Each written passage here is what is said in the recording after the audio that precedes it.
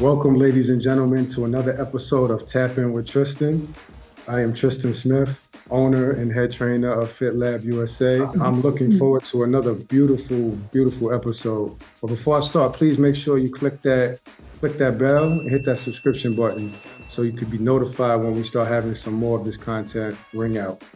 I got a very special, very special show today, and I'm excited to be here. We have a Long Island Basketball History Edition, and it's going to be taking it way back down memory lane for us back into the 1970s with the rivalry between Babylon and Amityville. So I got some awesome, amazing guests. Please introduce yourself.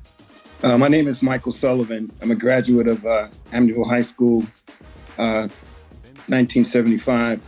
Hi, I'm Paul Smith, graduate of Amityville High School in 75. Yes, my name is Dr. Glenn Vickers, JD.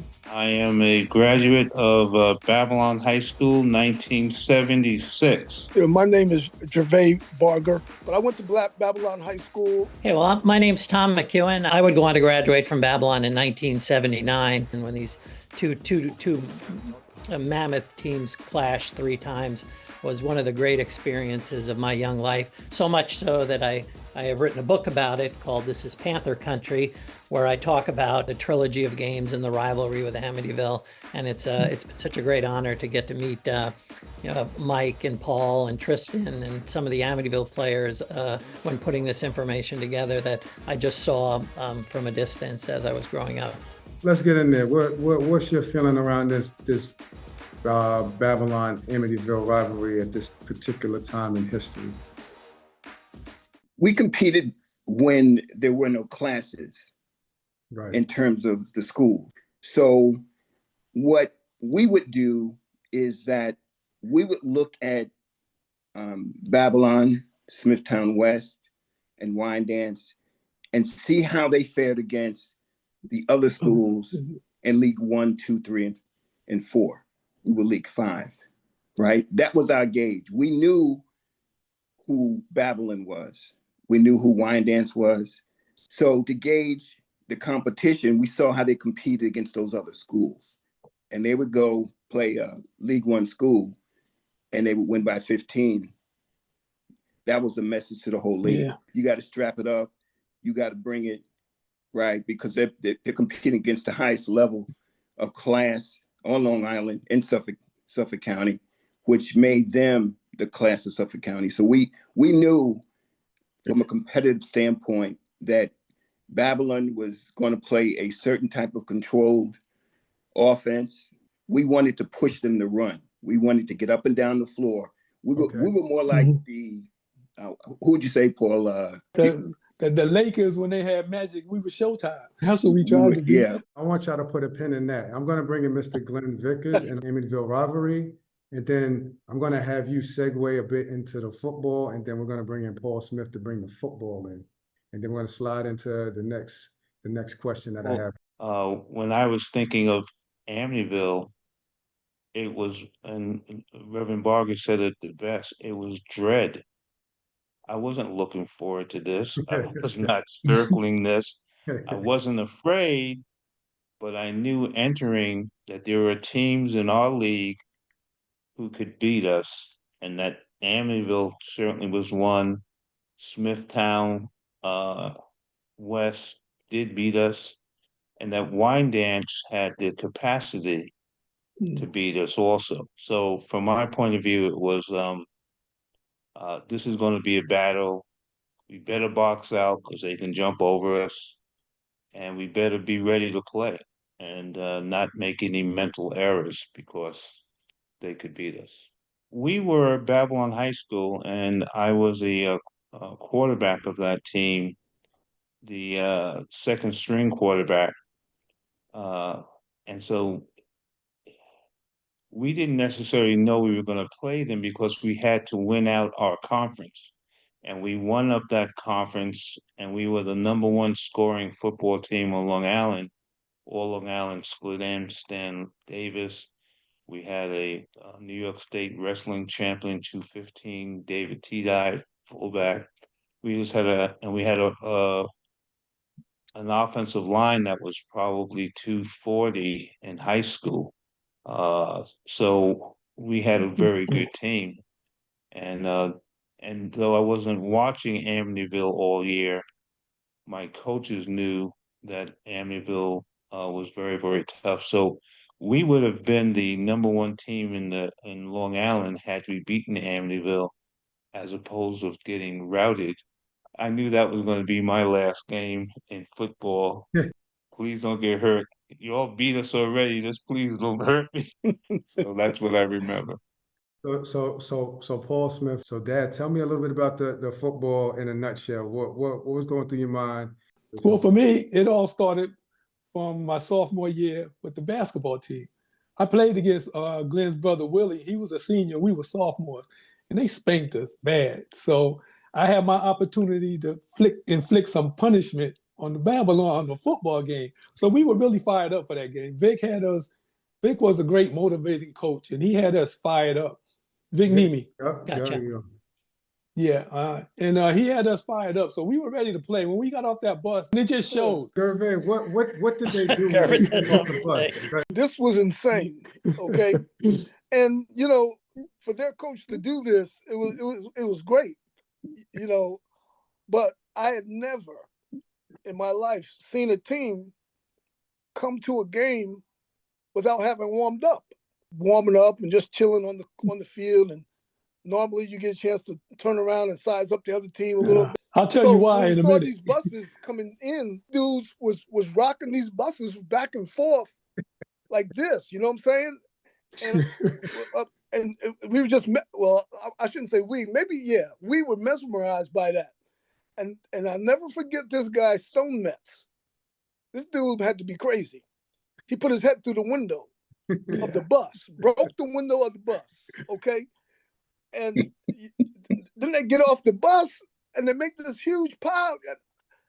I mean, that psych out, it was a total psych out. And I had never seen nothing like that. Every away game, Vic would find some little junior high school or somewhere down the road somewhere, and we would get off the bus and we would warm up there. That's why when we went away on away games, the home team never saw us warm up. When we come off that bus, we were rocking. We were ready then. So it was on.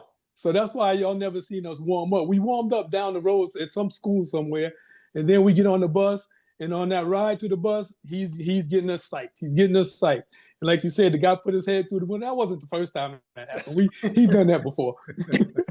So Amityville got the better 1975. So now we start sliding into the basketball, and this is where Glenn is like, I can get my payback. Yeah. And from what I've seen, this was nip and tuck, man. What's going on with this first game in a nutshell for us, Glenn? What I remember is that we were winning by maybe one, and I think maybe there's 15, 20 seconds, if that, left. Reverend Barger, Gervais is bringing the ball up. And at that point, I was in the back court, closer to half court, direct line. The official was closer to me, and Gervais brought the ball up, and the two dudes at Amityville, and I think that's Mr. Smith. I want to talk out of turn, but they mugged my cousin, threw him on the ground. He had the ball dribbling, threw him on the ground. I don't remember the ball, that. made a layup, and the ref turned his head because we had all black Amityville, and the ref was like, "I am not calling this call on their home court." And then I guess we lost by one. But for me, I mean, that's really what I remember, that we had a win. And then, they literally took it from us. And but I separated basketball and football. And we played in the Smithtown Summer League. And I don't know if Amityville High School did. And Before we do this, let's hear from Mike Sullivan about that game one. Is that how you remembered it? I remember watching Glenn chauffeur the referees into the arena and call them by first name, Bob and Tom. Okay. He didn't mention that part. And I looked at and he'll tell you that's true. And I looked at Paul. I said, "We are in so much trouble." Yeah. All right. So what I remember that play, and basically it was a trap, right? And what we were doing is we blitzed. Yeah, we were putting the onus on the ref. It's like either you're gonna make a call or you're gonna let us play, right? Either one. And I think he kind of swallowed the whistle, and we were able to secure the ball and secure the win. So, but then again, you know, that's on Paul, right? That's on Paul because I don't think of any other player in the league that could have made that play and caused that turnover. And it was not just effective against Babylon. I mean, we had teams that we played against, Tristan, that there would be series where they couldn't get the ball over half court. With Mike Vollatin, with Paul, and me in the middle, and we were trapping. You guys are playing half court, to zone, am I right? Full court press. And I think that we've talked about this offline, if you guys in different situations, but I mean, really that's life. And that's another thing about Babylon is they had an amazing coach. And let's talk a little bit about the coach. And I think you have something else that you want to share real quick. So again, I was in 8th grade watching all this. Yes. And I remember because I went to the football game and, they had knocked off our undefeated season. And that game was, so back in the 70s, I don't know what it was. The varsity teams would play a Tuesday afternoon game and then a Friday night game. And the Tuesday afternoon games, it was, if they were away, the fans wouldn't get to see it. But I always remember and I put this in the book, is kind of the hush when we came in the next morning, everybody was quiet. And what happened? What happened? And it was like, the varsity lost. I was like, oh crap, to who? And it was like Amityville. And we're like, Amityville again. I mean, it was like you guys kind of had our number, at least from a younger fan point of view. So it was we knew, at least again, from my point of view as a younger fan, who the varsity was up against that season. However, there is you've all mentioned a couple of times. It's actually a 3-way race in League 5 that year. It was Babylon, Amityville, and Smithtown West. And I managed to uncover that star of Smithtown West, a guy named Craig Langwost. And I've invited him to join the call here. And I think he might be waiting. Tristan, do you have him on hold there? Tom did an amazing job putting this together in a book. So we have lots and lots of things. Being that you guys split with both these teams, in a nutshell, what was it like competing against these two programs? First, I want to thank Tom for recognizing me. We had a team that I would say probably wasn't expected to do as well as we did, but we had a team of what they lacked in talent, they really made up for in smarts. So like everybody knew their jobs, they knew their limitations, and we managed to put together a really nice team. I can remember playing Babylon for the first time, and I have never been in an environment like that in my life where the noise level in that gym was so incredibly loud, and it was one of the greatest games I've ever participated in. Of course, we won that game. That made it even better. But I can remember the talent on that team and the talent on Amityville. It was just great to compete against those kind of players. Just being able to sit as grown men and be able to celebrate one another. I really appreciate all of you guys. Tom, let's talk about game 2, right? Put a bow on game 2 so we can talk about this epic playoff game. Babylon had lost the first game of both against both Amityville and Smithtown West. So when we played Amityville the second time, we were 2 games behind them in the standings. So if Babylon had lost the next game against Amityville, we probably wouldn't have had a chance at least to win the League 5 championship. We probably still, because the league was so tough, had been able to get into the Suffolk County playoffs. But it was at least from a viewer standpoint, it was really a must win that second game against Amityville, and they'd beaten us in Amityville, and this one was a Friday night game in Babylon. And Craig alluded to it, but we were ready and we were loud, and we just sat back and watched the magic. And you can talk to the players. Now, Glenn, you said that these Amityville games were very important, right? So we're kind of Yes. walking this thing down. Did you look at this game too as a must win, or are you just approaching it as a young athlete? As a must win. We thought from the summer, because we did very well in the Smithtown Summer League, and that was really most teams made a point to be in that league, and that was just extra time for us to get to know one another and play together. But I looked at it as a do or die, because we had ambitions of winning the Suffolk County Championship, and we had 2 losses already. And I've told a lot of people the Smithtown West loss was not an accident. And when we played them at their place, that was a difficult game as well. So we just knew that the front line of Amityville was taller than our front line. They were more athletic, and it was just really trying to every time a shot went up, to make sure we put a body on somebody and box them out.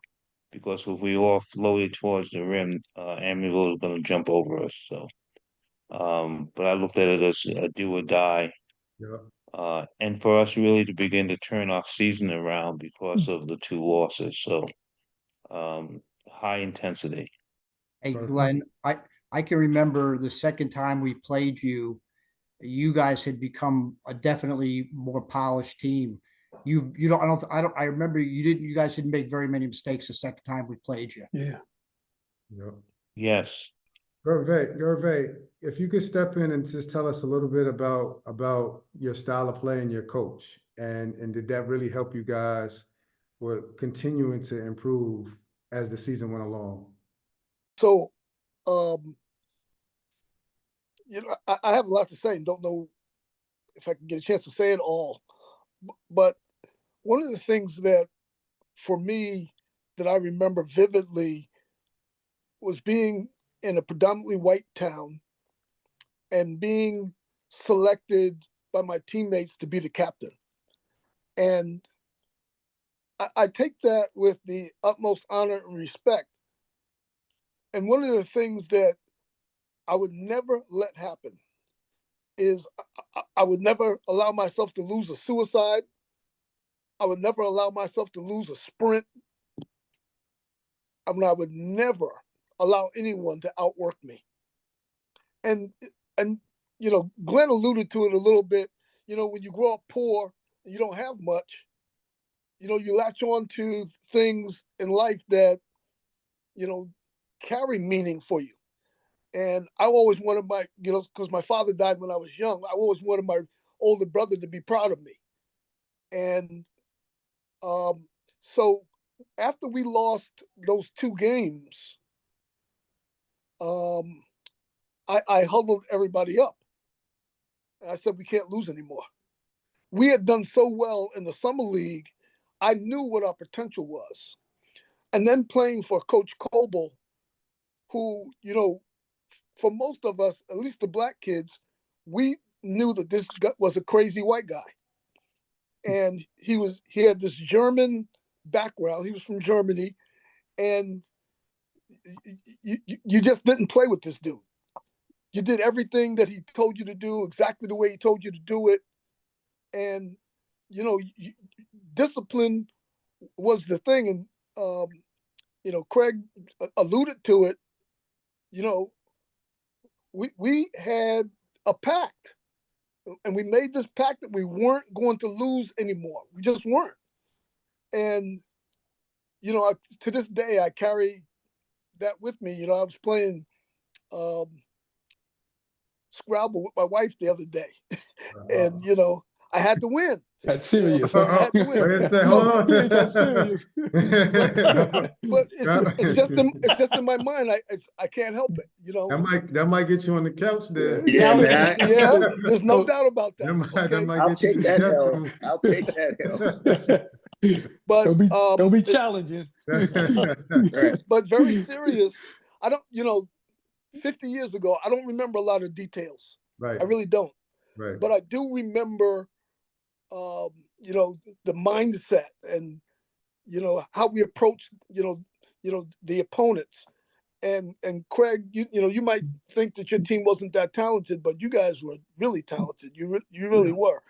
And having coached for over 30 years myself, I know what it takes. Right. To put a winning product on the floor. And that's what amazes me when I hear the guys from Amityville say that they didn't have set plays and stuff like that. I can't even fathom that. That's why I alluded to before, not to cut you off. If we had your coach, this book probably wouldn't even have been written. I don't think we'd have lost. This is Warrior Country. Because a person can only give what they have. Right.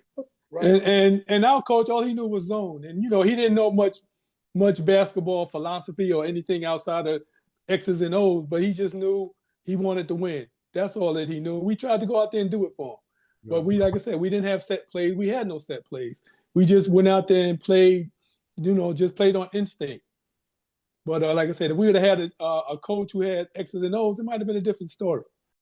And now I'm going to add something, because when we lost to Smithtown West, we had we're a little past the 60s, and we had the civil rights deal and some and we were Black consciousness, coming out of that era, and we were moping after the Smithtown West loss, and we were in the hall, the stairwell, and Gervais was rallying us. We can't lose anymore on this and that. But one of our main guys, and he said it this way, and I hate to interject this, but I have to say it. And then my man Stan said, "We lost to a bunch of white boys today, and we got to,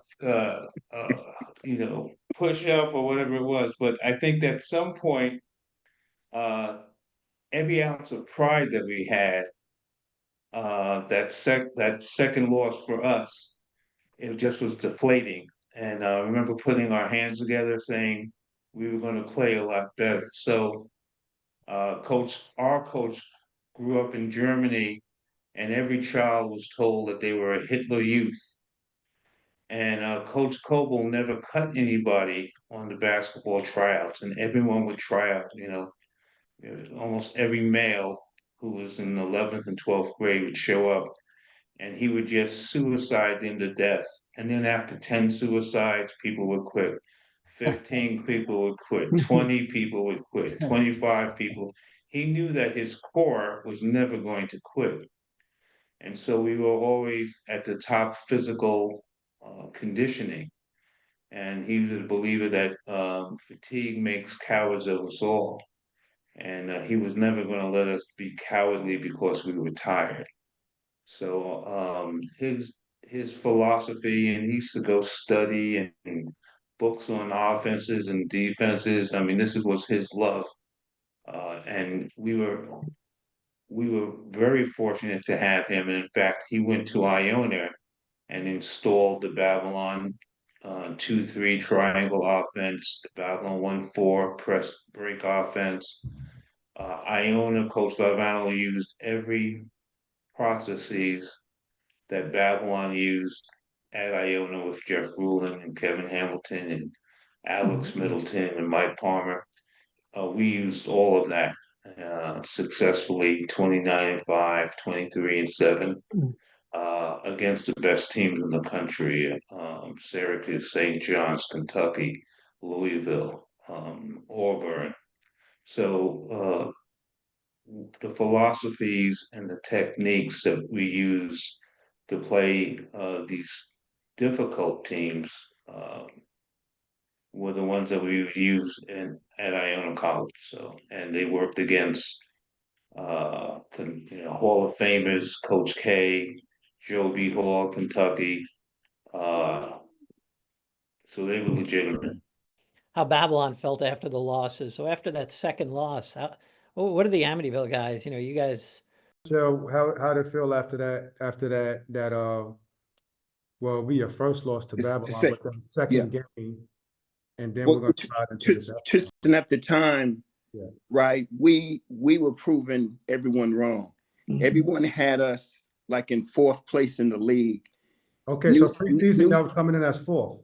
Yeah, Newsday had us said that we were in a rebuilding year, and we looked at them and said, "You're out of your mind." Okay. So that was some motivation early in. That was the motivation. Yeah. So we started off crazy. We were running folks out the gym, running them out the gym. Okay. And what was really important, what validated us, was that Babylon win. That was for us. That was the mark, like, okay, this is the real deal. Okay. It was that second game that we lost. For us, it took us 2 games to get over that loss. And Paul will tell you that. Yeah, that hurt it. that hurt. We should have won that game. Yeah. We should have won that game. So give me the synopsis of why you feel like you should have won that game and what happened at the end. Here's why. Throughout that game, right, we had the psychological advantage of already beating them. Right. So it wasn't a question in our mind if we could beat them. Right. It's just basically, it was a game of who wanted it more. It was just that simple. Right. It was the game, the pivotal game for both teams. Right. If we beat Babylon, everybody else is a wrap. We got this. You got this. Okay.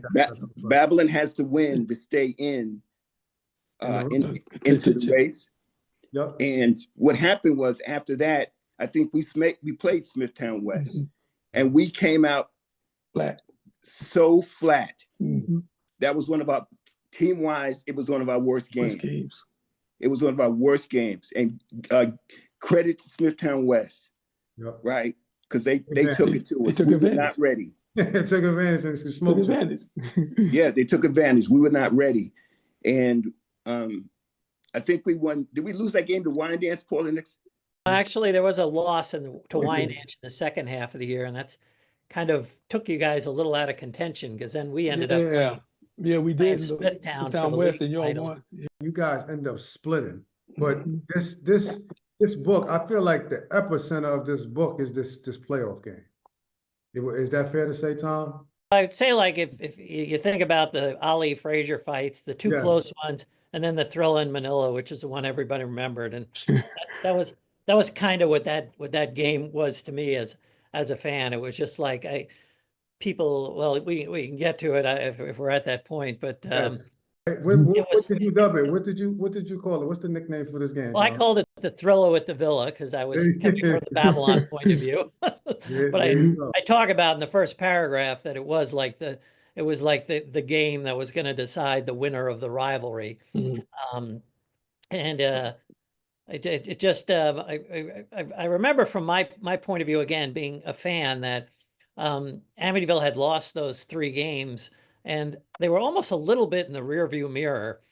And then we had this, the assistant coach was a guy named Don Barch, and he had the brackets up in his classroom, and we had heard that we were going to play Amityville, and I was like, I asked him, how'd they do in their first 2 games? And he was like, well, they won them both by 20. And it was like, okay. And then when the 2 teams got announced for that playoff game, I don't know, there was just again, something from a fan point of view. You guys, I've told you guys this. You guys had great game faces on Amityville. And somehow it was just when you guys came out, I said, this is going to be a freaking game. What's going on, thought process going into this playoff game? Well, let everybody talk a little bit. So let's try to keep it brief so everybody can talk about this game. And it was the win or go home, and we didn't want to go home. That's what it came down to, and we knew it was going to be tough. It wasn't easy to all our games with them, like you said, but 1-point games, and we knew it was going to be the same thing going into that. But I didn't know it was going to be 3 overtimes and it come down. And what's so ironic to me is the final score being 74-75 in the year 74-75. You know, after 3 overtimes, you know, that's ironic to me. But we knew it was going to be tough. And, you know, I should have used that in the book. I should have talked to you. Gervais, what's your thought process? Obviously, it's want to go home, right? At this point of the season, the things that we had talked about after that second loss had all come to fruition. Everything, we were playing well. I think Glenn's going to talk about, one of the players on our team getting hurt and Stanley coming into our starting lineup, which really made a difference. But for me, again, it's that thing about not wanting to lose. Okay. Losing to me was not an option. It was just not. And, we were going to do everything within our power to win that game. And, I was sitting talking to Coach Coble a couple of weeks ago, at the book launching, and, he described us as, holding the ball. We had the lead and we was going to hold the ball, make them come out of their zone and make them foul us. Because we knew that if somebody played us man to man, we were going to get the ball inside and be able to, get an N1 or something along those lines. But it was just a matter of not wanting to lose. That Mike Sullivan, let's jump in there. What's the thought process going into that? Give me some nuggets throughout the game, because this was as Paul alluded to, it's a 3 overtime game. So give me some nuggets from inside of the game as you remember it. There's some great points. I can't tell you how much Paul played. He was off the chain. For us, he took control of that game, and we excelled. One of the things that we had talked about defensively was locking down Glenn. If we could lock down Glenn, we could take our chances with everyone else. Okay. Right.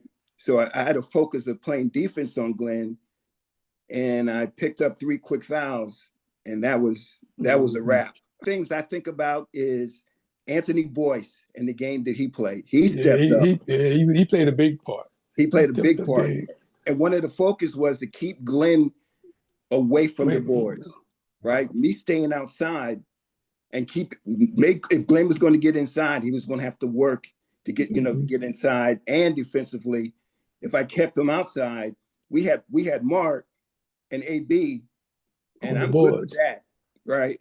We should win that battle. And AB played out of his mind. Yeah. Paul played out of his mind. I had the worst offensively game I ever had. But the way the flow of the game was, and I think, and you guys can tell us, I think you guys were a little surprised how effective Anthony was inside. Mm-hmm. He was dominating. He was getting offensive boards and he was scoring. And we were like, roll with it. Don't change anything. Let's stay with it, because we're being effective at that level. So that's one of the few things. Some of our role players played a part in some pivotal plays with Paul. We should have had the ball. Yeah. At the end of the game, man. All he had to do was give me the ball. He's trying to call a timeout, falling out of bounds, and the ref wouldn't give it to him. He fell out of bounds. They got the ball. Yeah. Hey, but y'all have so that, if I remember correctly, you was able to and then we're gonna come to Glenn after that. You was able to maybe secure the game. Yeah, I had a chance to there was a play where I had stole the ball going down for a fast break Yeah, for a what happened? layup, and Garvis came down and I don't know, he tackled me or something, man. I don't know. I don't know what he did, but I know the ball. I went to the free throw line, had a chance to put Football, us up. basketball, didn't matter. Yeah. Didn't matter. No blood, no foul. It was all good. But yeah, I had a chance for us to ice the game, but I missed 2 free throws, and that would I think we were still up by 1. Right. And they came down and they scored and they went up by 1 with not much time on the clock. I think and then as I remember, I think we had a chance. I inbounded it to Boyce, and he had a shot at the basket, but it didn't go. It didn't drop. It didn't go. And that was it. That was the end of the game. And that was that was it. Somebody moves on. So Glenn, let's talk about how you remember.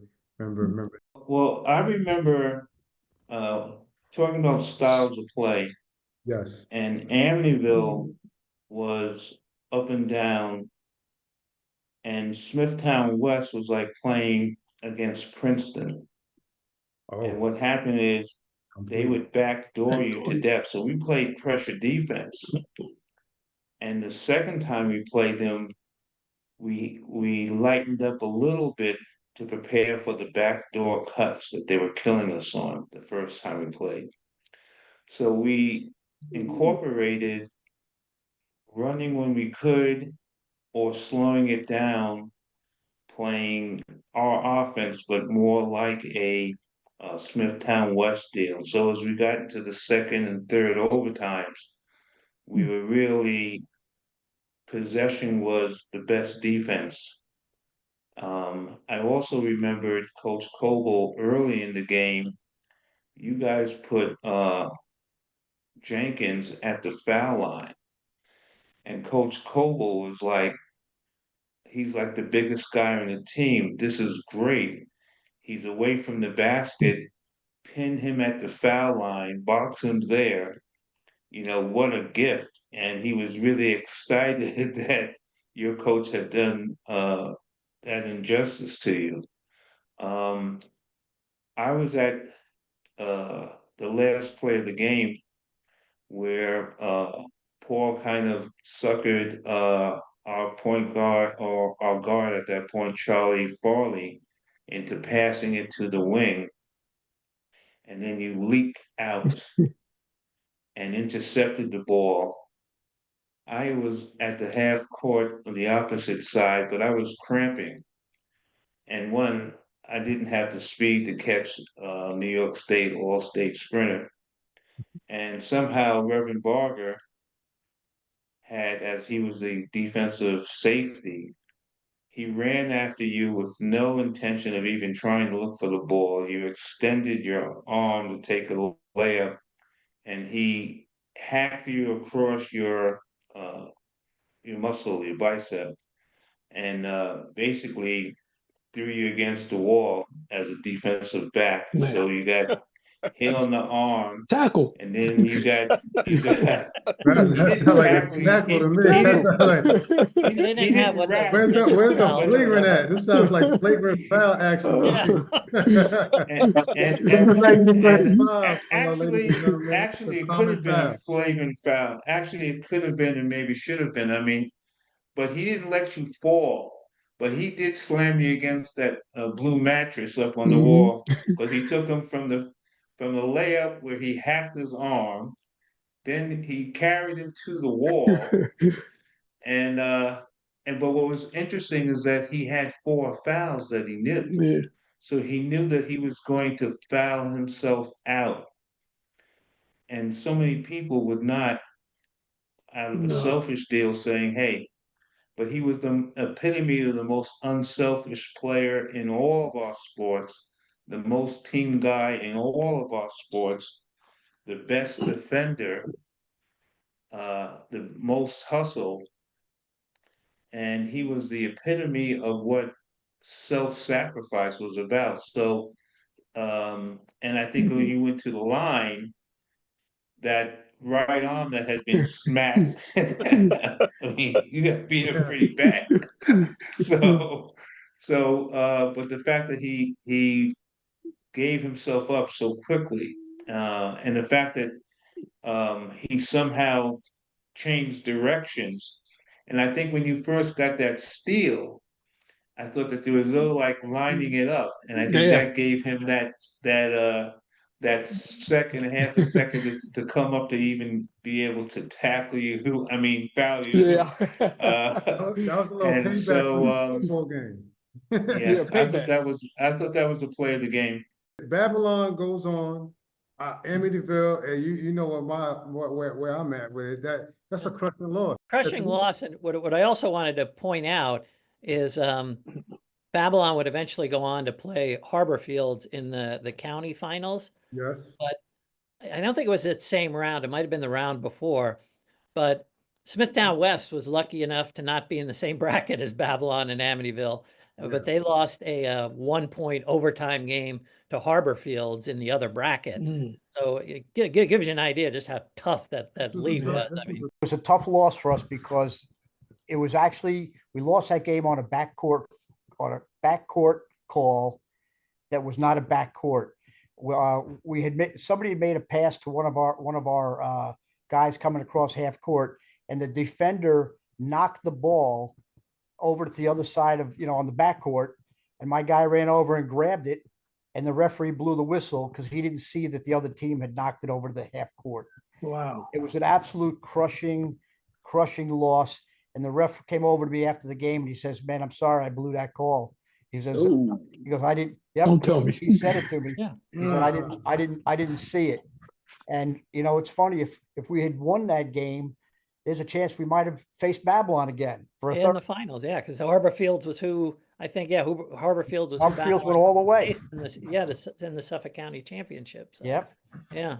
It was a really Played Harvard tough Fields loss. but we had played Harvard Fields in the Smithtown Summer League for the championship also. So, that Summer League, that Butch Delicade, historic referee, came up with making that program. So that gave us leaps and bounds in terms of Suffolk County basketball.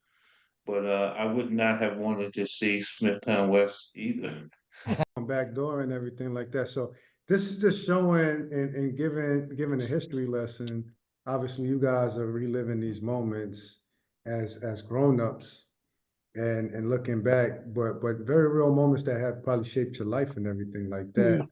But Tom, before we go into some of the other things real quick, why was Amityville, why did you pick them as kind of the focus of this book? Obviously Babylon, but the main antagonist. What was the reason for that?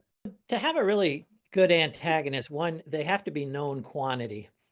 So the fact that we had played Amityville 3 times and in football, and also, throughout my career, the decade or whatever that I played, we always played Amityville. Smithtown West, though they had that great team that year, I think they moved to a different division the next year, and I'm not sure we ever played them, but it was that trilogy of games, and it was just every time, we'd see Amityville come on the court, it was just like, you could tell in our guys as well that it was such a good game, and it was such a good kernel to build the story around. I was kind of talking about, Muhammad Ali's career. He's got the big win against George Foreman at the end of his career, but in the middle, it's that trio of fights with Joe Frazier, which was kind of defining. And I always kind of looked at that when I'd look at Amityville, and it was a great core to build the story around. And then as Babylon continued to progress after the Amityville game on to win the succeeding games, even though Babylon was still viewed as an underdog going forward, it just seemed like once we got past Amityville, I from even from a fan point of view, it didn't seem like anybody else was going to stop us. And so I thought it was great. They were known, they were formidable, and it was the hump you had to get over. Absolutely. Like that's a perfect storm for a book. And then we had a storybook ending. They went through and finished the deal. Glenn keeps pushing me to put up the book, so I put up Put the this. book up. Panther Country. Correct. Yeah. Okay. But you put it down too quick. Hold it up, right? Hold it up there. Glenn was always humble to talk about his accomplishments, so I kind of took that up. So I don't I wish my camera was working, maybe next time, but I kept this athletic association. It's like a little leaflet that they gave us when we Right. played in that Suffolk Wow. County tournament. Does anybody have that still? We got And the picture that you put of Babylon in your book, it's the same picture that's in this brochure I have. So what I'll do is I'll take pictures of it and I'll email it over to you, Tom, so you can have That the would be whole thing. fantastic. For me, especially as being the son of one of the guys on the show today, and myself included now, we become grown men and adults, right? And there's no pause button on that, right? No pause button on life, even sometimes we would like to. But tell me briefly how these moments have shaped you guys as being parents, you know, as being pillars in your community. Just give me a little nugget and you know, give the audience a nugget or two about how these things shaped you. Let's start with Gervais. So I think this was huge on so many different levels. You know, I went to Central Connecticut State University. At the time was a Division II school, and played football, basketball, and track there, not all in the same years. But I became, in my sophomore year, I played football. Freshman year, I played track. And I worked my way up to a starting position. You know, I was fourth on the depth chart at a defensive back. And my second game starting midway through the season, I shut down this All-American wide receiver from AIC, and I was named ECAC Player of the Week, and didn't get along with the football coach because I'd never been in a situation where, you know, the best player didn't play. Okay, and I really felt betrayed by this guy, and so I didn't play. You know, and football was my sport. You know, that was my game. Right. Basketball, I just did. But I tried out for the basketball team my last 2 years, and I made the team as a walk-on. And my senior year, I was named captain of the team, even though I didn't start. And I thought that was huge again, because, you know, they're talking about, you know, work ethic and outworking people. And then I became a head coach. Coached for over 30 years. I won a state championship here in Connecticut with one of my teams, and ran a basketball camp for for 24 years, really successful. And, you know, you talk about fathership. Because my father died when I was young, I didn't know how to be a father, but I wanted to be the best father I could possibly be. And to a certain extent, I screwed it up because, you know, my first two kids, had 5 kids overall, but my first 2 kids, I kind of spoiled them, gave them everything, you know, which, you know, is the wrong thing to do.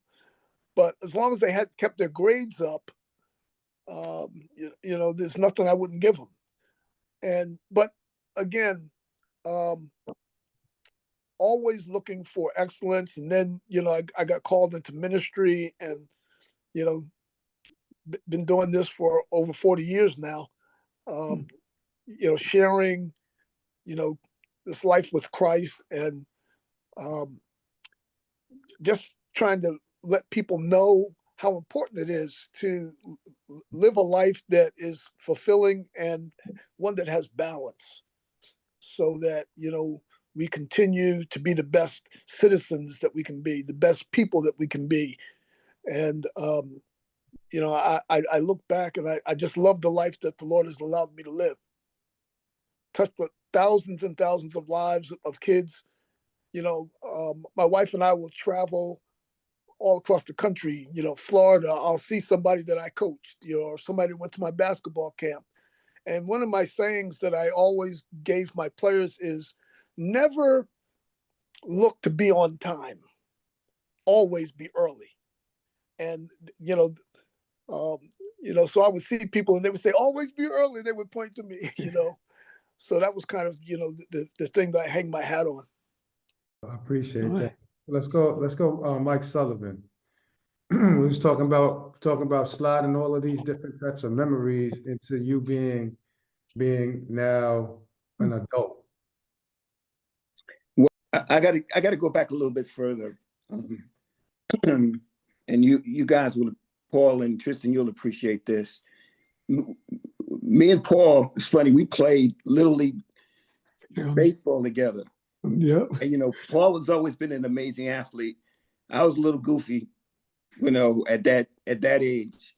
And I had a chance. I played B League, and I did really well. And Paul was on an A League team that wasn't doing that great. So the coach called my coach and said, "Hey, we want to pull Mike up, and would he like to come?" I was like, "Oh yeah, that'd be great." And then I talked to Paul. I said, "Hey man, I'm gonna join your team." He was like, "I don't want you on my team." So I was like, "Okay," and I didn't join. And then that next year, they drafted me. We played together. But I say that to say is that was my really first exposure to Mr. Smith, Paul's dad and your granddad. And that man changed my life. Yeah. All right. He had a way of being a father to every kid that he touched. I mean, I remember all of the conversations I would have with him after the game or whenever he thought I needed a boost. And Paul, you lost him way too early. Yeah. But Tristan, I'm gonna tell you something, man. That was an amazing man. Yeah.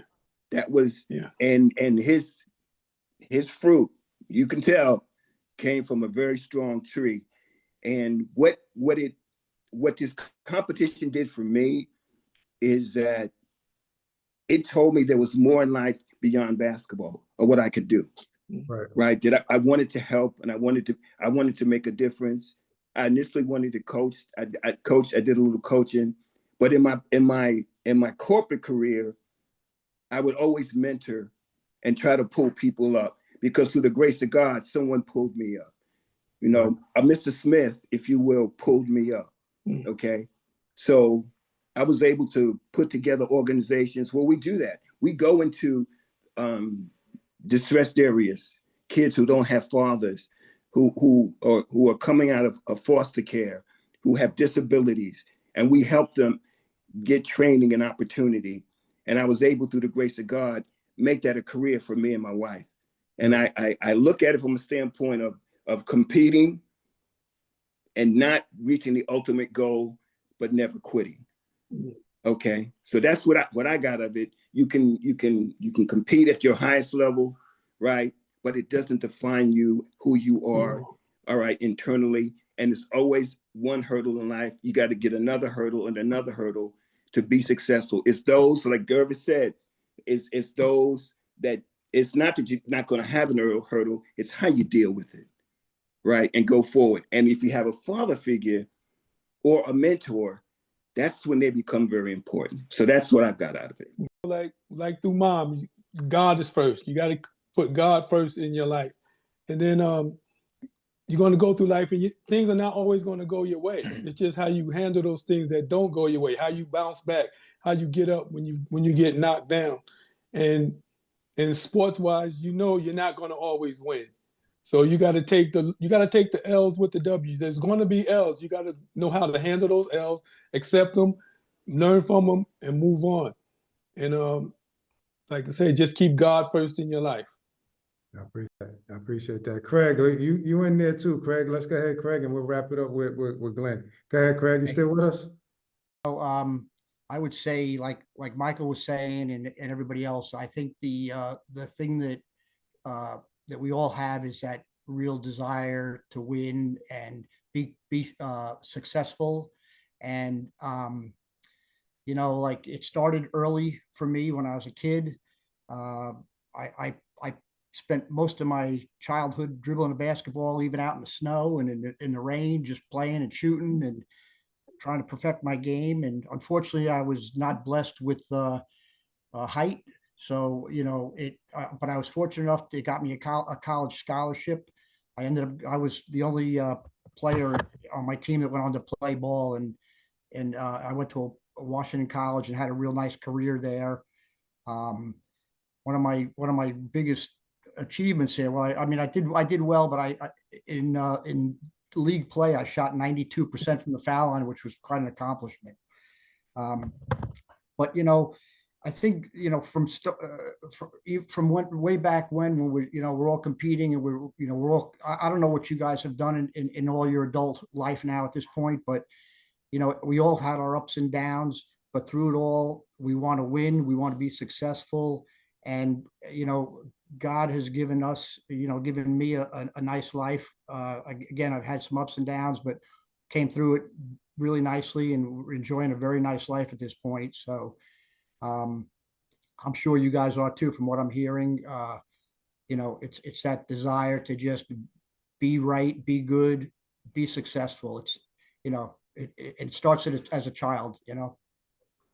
Appreciate that, Craig. And let's go ahead and put a bow on this, Mr. Glenn Vickers. All those struggles against Louisville, Kentucky, Auburn, St. John's, all that comes back. And then watching someone like a Jim Valvano give a speech facing cancer, watching a Jeff Ruland becoming to have Kareem Abdul-Jabbar say in Sports Illustrated, the most difficult player to play against was Jeff Ruland, my roommate, my teammate. Alex Middleton's success, Kevin Hamilton's success, my cousin's success. So knowing that you're from a certain stock, that you're going to make a generational stance for your people, Black women, slavery is basically a period where Black men never defended their women. Being a little Black boy in an all-white classroom, I said that if it happened to me, if I had been back in slavery, I would have defended Black women to the death. And then be careful what you ask for, because God will test you on that. So for 27 years, I've stayed on that rock. So graduating law school, making the Dean's List of law school, all that stuff, all that accomplishments at IBM, etc. All this prepared me for this particular fight, which I believe I was uniquely selected by God to do that. So, and for those where much has been given, much is expected. And so I'm about to get, in my mind, the biggest victory in my life. But 6 children, you have your income stolen, and then the weight that puts on your wife and family, the extended family. Gervais, who had the biggest camp, Reverend Barger, in the state of Connecticut, he used to let my kids go to camp for free. And so you're seeing all these things of family and everything comes back, and I'm a stronger person for it, but I've had to dip into, wait a minute, I'd be Smithtown West, I'd be Amityville, I'm a Long Island champion. All these things have come together to allow me to persevere. So perseverance, I'm a champion, and I'm going to get the victory. Amen. Thank you so much. Go ahead and put a bow on this, man. Talk a little bit about your book. Let's bring this to a close. It's just the inspiration of all these guys who are here today, who were some my heroes, some that I feared, but getting to know what great human beings to complement the great athletes and competitors that I got to see in my early youth that helped shape me as I grew up and became a varsity athlete later, not to the level of accomplishment of these gentlemen, but it was a privilege watching all of you.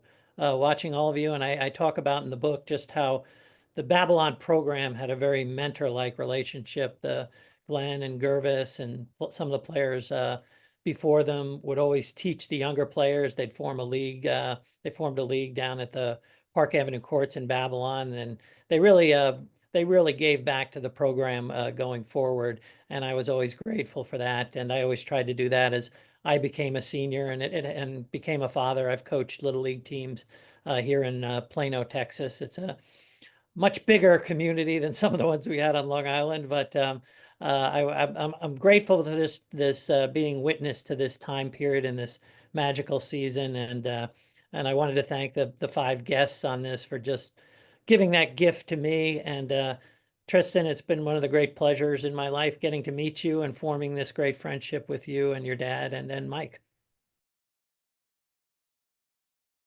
Thank you. And for me, as a young athlete, Amityville class of 2001, being able to hear these stories that shape men like you guys, we stand on your shoulders. So we really wanted to use this platform to not only learn about what you guys went through, what you experienced, but also celebrate you guys.